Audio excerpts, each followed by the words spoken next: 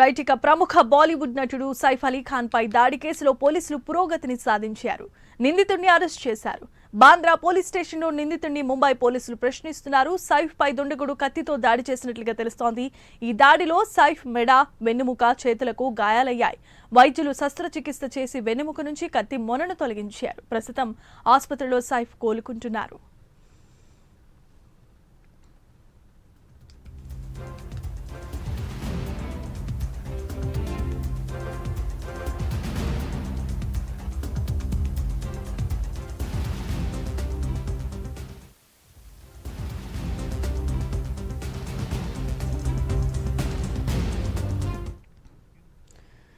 Right ఇక breaking news చూస్తున్నాం.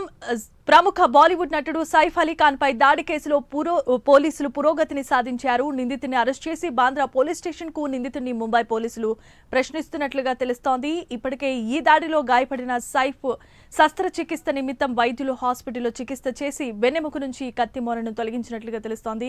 ప్రస్తుతం ఆసుపత్రిలో సైఫ్ కోలుకుంటున్నారు. ఇదే అంశానికి సంబంధించిన మరిన్ని అప్డేట్స్ ను మా నేషనల్ బ్యూరో చీఫ్ కళ అందిస్తారు. కళ, చెప్పండి. జమీమా, నిన్న జరిగినటువంటి సంఘటన బాలీవుడ్ నటుడు సైఫ్ అలీ ఖాన్ పై దాడి చేసి తర్వాత వెంటనే హాస్పిటల్ చేర్పించడము, ట్రీట్మెంట్ జరుగుతున్నటువంటి ఈ సందర్భం మనం చూసాం. అయితే ముఖ్యంగా ఇక్కడ 35 గంటలైంది ఈ సంఘటన జరిగి. ఇప్పటి వరకు కూడా అసలు కీలకంగా దీని వెనకాల ఎవరున్నటువంటి విషయాన్ని మాత్రం ఇన్వెస్టిగేషన్ ప్రారంభించారు. అయితే ముఖ్యంగా మనకు ముంబైలో బాగా అంటే అక్కడ ఉన్నటువంటి ఎవరైతే ఎన్కౌంటర్ లో చాలా ఫేమస్ అయినటువంటి దయా నాయక్ అన్నటువంటి ఇన్వెస్టిగేషన్ ఆఫీసర్ కి కేసును అప్పగించడం అన్నది ఇక్కడ చాలా ఇంపార్టెంట్ అయినటువంటి విషయము. ముఖ్యంగా బాంబేలో దాదాపు ఇప్పటికీ 80 మంది ఎన్కౌంటర్లను చేసినటువంటి రికార్డు ఉన్నటువంటి దయా నాయక్ కు బాలీవుడ్ స్టార్ సైఫ్ అలీ ఖాన్ యొక్క కేసును అప్పగించడం జరిగింది.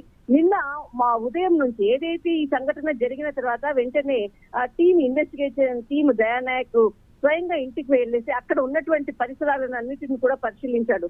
ముఖ్యంగా ఇక్కడ ఏదైతే సైఫ్ అలీ ఖాన్ ఇల్లు, తర్వాత పక్కనే ఉన్నటువంటి మరొక నటుడు, మనకు సినీ ఏరియాస్ కాబట్టి అక్కడ పక్కలో ఉన్నటువంటి ఏరియాస్ కూడా చాలా మంది నటులు ఉన్నారు. అయితే ఇక్కడ సైఫ్ అలీ ఖాన్ ఇంటి పక్కన షారుఖ్ ఖాన్ ఇల్లు కూడా ఉంది.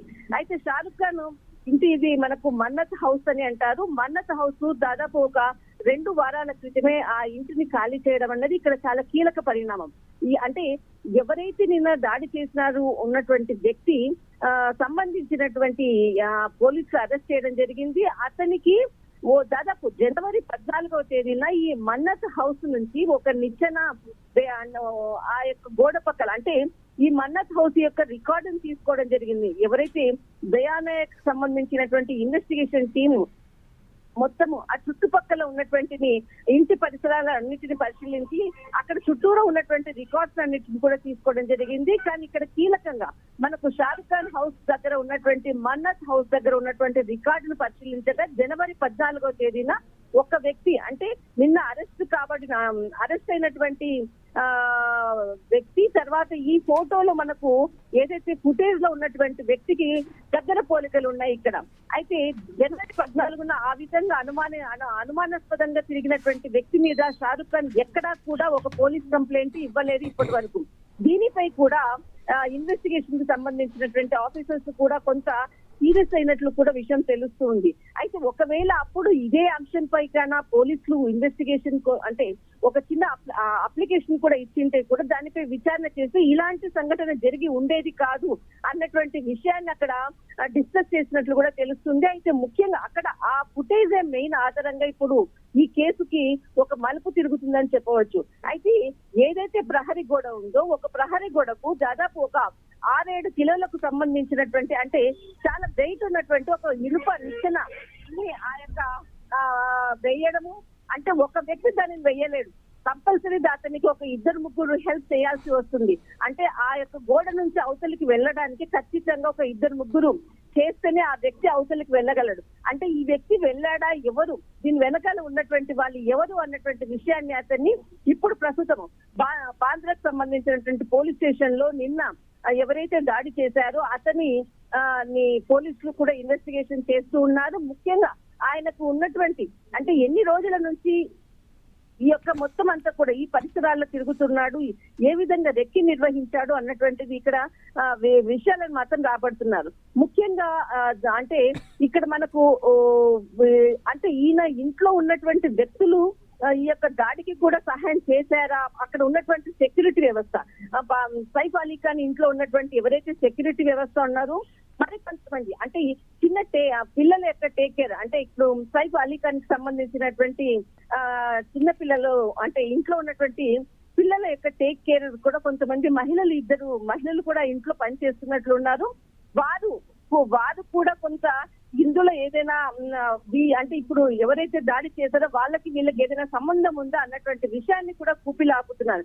ఎందుకంటే ఈ యొక్క మనకు ఇన్సిడెంట్ అయిన సమయంలో ఎవరైతే ఇద్దరు కేర్ టేకర్లు ఉన్నటువంటి మహిళలు ఎవరైతే ఉన్నారో ఒక కేర్ టేకర్ మాత్రము కరీనా కపూర్ తో బయటికి వెళ్ళింది. ఇంకొక లేడీ ఎవరైతే ఉన్నారో ఆ సమయంలో ఆమె ఇంట్లోనే ఉంది. కానీ ఈ సంఘటన జరుగుతున్నప్పుడు ఆమె బయటికి రాకుండా ఆమె లోపడే ఉన్నది.